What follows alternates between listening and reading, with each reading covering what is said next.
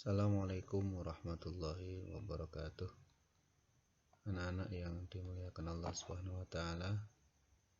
Alhamdulillah kita ketemu lagi di minggu ini di pembelajaran masih di tema 1 subtema yang kedua ya.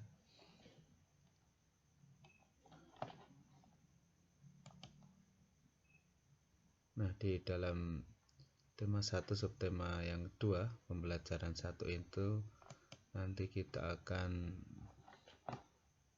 membahas tentang perkembangbiakan hewan, kemudian kegiatan ekonomi di negara-negara ASEAN, dan juga untuk mencari masih ide pokok dan nanti akan kita sambung dengan kesimpulan.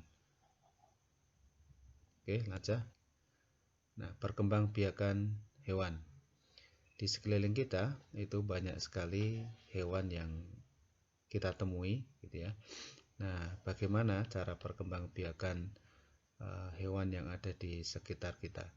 Perkembangbiakan hewan itu dibagi menjadi dua, yaitu secara generatif dan secara vegetatif. Pada kesempatan kali ini kita akan mempelajari tentang perkembangbiakan hewan secara generatif. Nah, perkembangbiakan hewan secara generatif dibagi menjadi 3. Yang pertama adalah ovipar, yaitu berkembang biak dengan bertelur.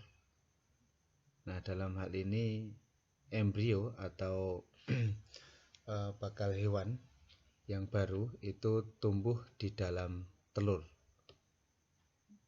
Nah, apa saja contohnya? Nah, misalkan ini ada ayam. Nah, nanti contoh akan ada di selanjutnya.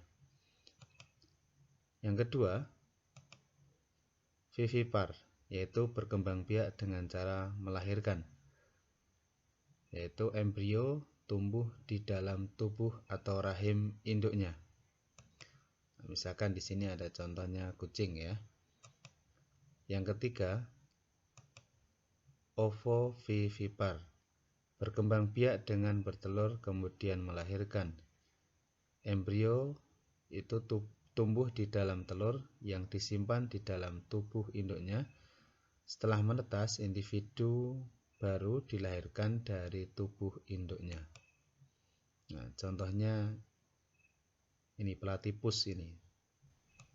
Nah, sekarang kita masuki ciri-ciri hewan ovipar. Yang pertama, daun telinga tidak terlihat. Yang kedua, tidak memiliki kelenjar susu. Yang ketiga, embrio mendapat makanan dari cadangan makanan yang ada dalam telur.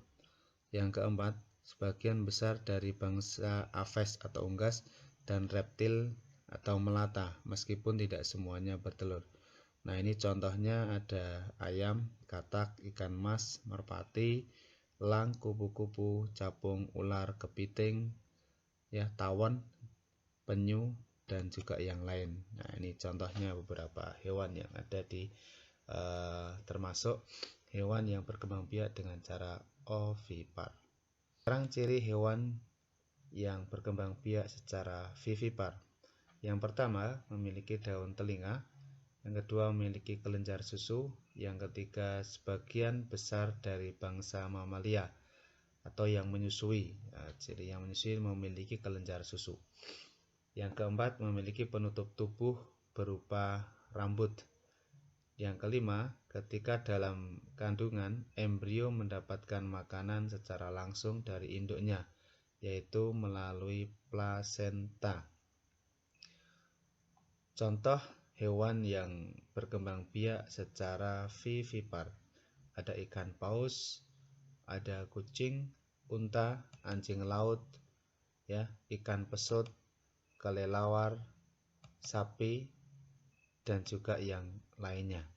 Nah, ini contoh-contoh hewan yang berkembang biak secara vivipar. Yang ketiga, ciri hewan yang berkembang biak secara ovovivipar.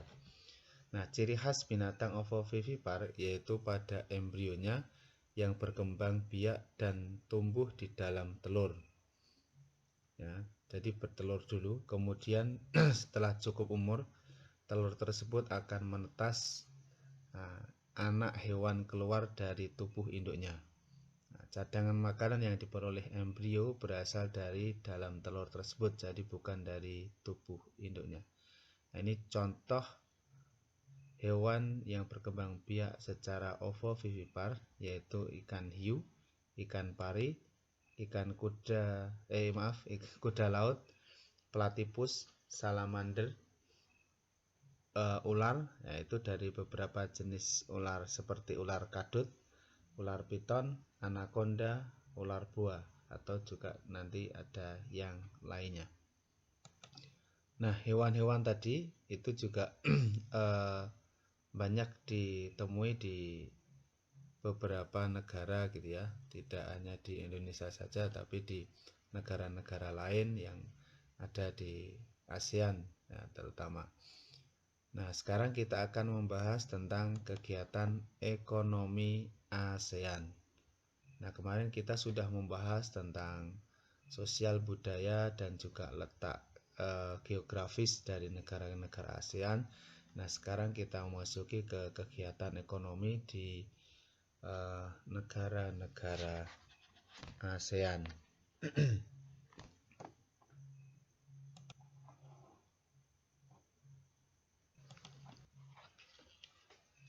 Nah, kegiatan ekonomi negara-negara ASEAN.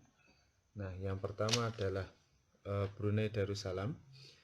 Brunei Darussalam ini memiliki kekuatan sumber daya alam seperti minyak bumi dan gas alam. Brunei Darussalam merupakan negara dengan pendapatan per kapita yang tertinggi di antara negara-negara di Asia Tenggara. Kemudian yang kedua, Filipina. Filipina ini mengandalkan sektor pertanian, seperti padi, kelapa, gula, dan nanas yang diekspor ke negara lain. Kemudian Indonesia.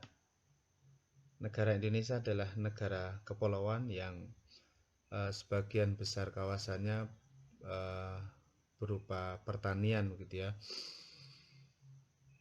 Sumber daya alamnya sangat luar biasa di negara Indonesia. Nah, insya Allah di Indonesia itu apapun ada gitu, tambang ada, pertanian ada, bahkan juga emas juga ada, batu bara juga ada.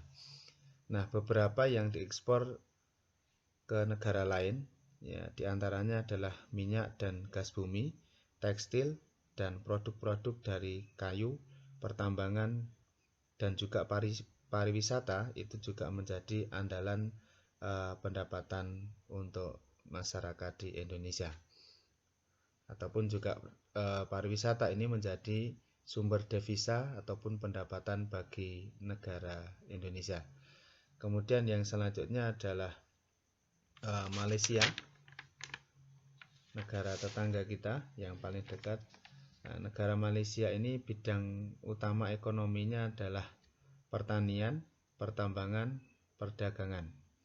Nah, adapun ekspor Malaysia yaitu pada sektor elektronik, minyak dan gas bumi. Ya, juga minyak sawit ataupun juga tekstil.